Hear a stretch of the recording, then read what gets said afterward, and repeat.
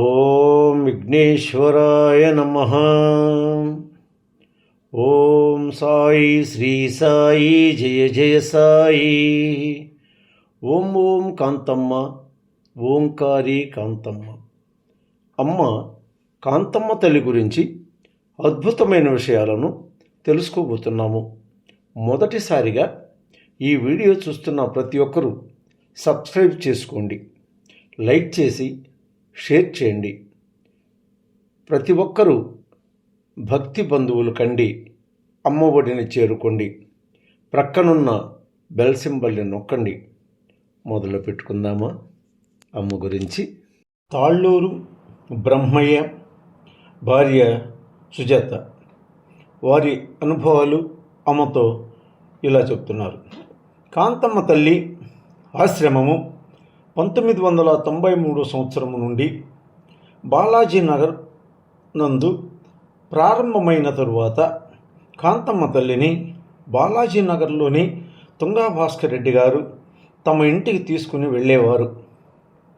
అమ్మ కుదురుగా ఎక్కడ ఒక్క నిమిషము కూర్చోరుగా బాలాజీ నగర్ వీధులలో తిరుగుతూ సుజాత ఇంటికి దగ్గరలో ఉన్న కానక చెట్ల కింద అమ్మ కూర్చొని ఇసుక నీళ్లు కలబోస్తుండేది. అమ్మ దగ్గర సేవకులు శిష్యులు తెలియదు కానీ 3 మనుషులు ఉండేవారు. అలా అమ్మను చూశానంటున్నారు తాళ్ళూరు సుజాత.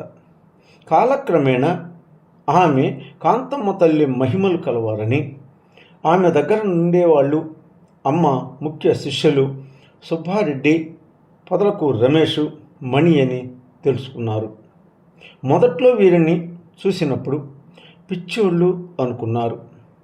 ఈ సుజాత అత్తగారికి కాంతమ్మ తల్లి ఇసుక నీటి యజ్ఞము చేసి ప్రసాదముగా ఇసుకను ఇచ్చేవారట అమ్మవారు. ఆ ఇసుకను తెచ్చి సుజాత అత్తగారు వారి ఇంటిలో చల్లుకున్నారట. ఒక్కసారి కాంతమ్మ తల్లి సుజాత చీర కూడా లాగేసిందట. మరల పక్కనున్నవారు ఆ చీరను ఇచ్చి కట్టుకోమన్నారు. మీలో ఉండే కర్మలను తొలగించేటందుకే అమ్మ చీర లాగేసింది కానీ వేరు అర్థాలు వెతుకబోకుండి అని సుజాతకు చెప్పారట. 6 సంవత్సరములు వీరిద్దరూ భార్యాభర్త అమ్మ ఆశ్రమానికి వెళ్ళారు. ఆశ్రమానికి కొత్తగా గుడిసె వేసి అమ్మ పటము కుర్చీలో పెట్టి పూజలు చేస్తున్న తరుణంలో సుజాత, మా అత్తమ్మ డైలీ ఆశ్రమానికి పోయి రావాల్సిందే, అమ్మను ఆశ్రమంలో కలవాల్సిందే, అమ్మ మన ఇంటికి కూడా వచ్చేవారు. అమ్మ కాంతమ్మ తల్లి 1999 సంవత్సరంలో చాటుకుపోయిన తర్వాత మా అబ్బాయికి బాధ లేకుండా వచ్చినది. అబ్బాయి వయస్సు 2.5 సంవత్సరములు. పసికిల్లోని వచ్చాయి. ఎక్కడ చూసినా తగ్గలేదు. ఏ డాక్టర్కు చూపించినా తగ్గించలేమన్నారు. వాడికి అర్థం కావడం లేదన్నారు. తరువాత చెన్నై తీసుకుని పోయి కామకోటి చిల్డ్రన్స్ హాస్పిటల్ నందు 20 రోజులున్నాము. చెన్నైలో సుజాతమ్మకు కలలో కాంతమ్మ తల్లి కనిపించి ఆశీర్వాదములు ఇచ్చినట్లు కనిపించారు. బ్రహ్మయ్య మాత్రము ఒక కుర్చీలో కూర్చుని తూగుతున్నాడు. ఆయనకు కూడా కాంతమ్మ తల్లి కలలో కనిపించి పసుపు నీళ్లు బాబుపై చల్లినట్లు కనిపించారు.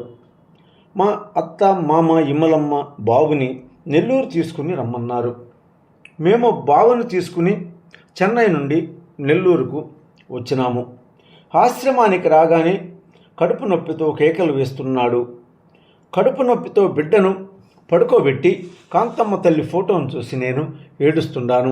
తుంగా భాస్కర్ రెడ్డి పొట్ట మీద చేయి వేసి పొట్టంతా తవిడి చూశాడు. రాత్రి ఆశ్రమంలోనే నిద్ర చేశాము.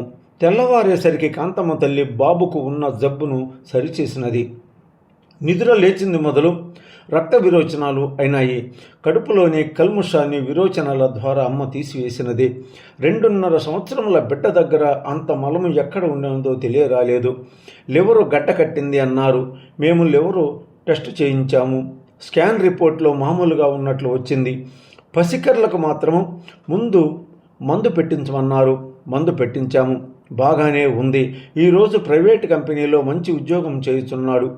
ఇప్పుడు మేము ఉండే ఇల్లు అమ్మ దయతో కొనుక్కున్నాము.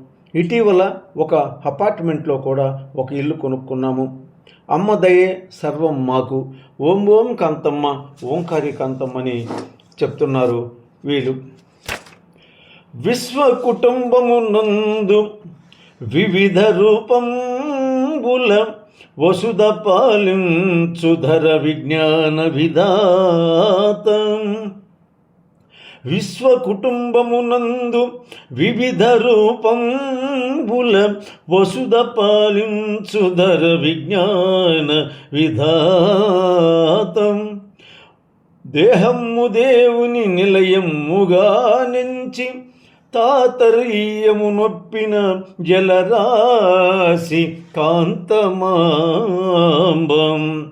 నేల గృహముగా నింగి పై కప్పుగా నుంచి అవధూత అయిన వనిలో అమరధూతం. ముసి నవ్వుల ముచ్చటతో నిన్ను రక్షింపభూనిన అభయదాత కాంతమ్మా. మట్టి నైవేద్యంబును మానక నీకిచ్చి, మట్టి నైవేద్యంబును మానక నీకిచ్చి, నీ కర్మలే బాసిన కర్మసాక్షి కాంతమ్మా. అమ్మా అమ్మా అమ్మా. మరువరనుకుంటాను. మీ విజయభాస్కరుడను. మన్నించండి. ఓం ఓం కాంతమ్మ, ఓంకారి కాంతమ్మ.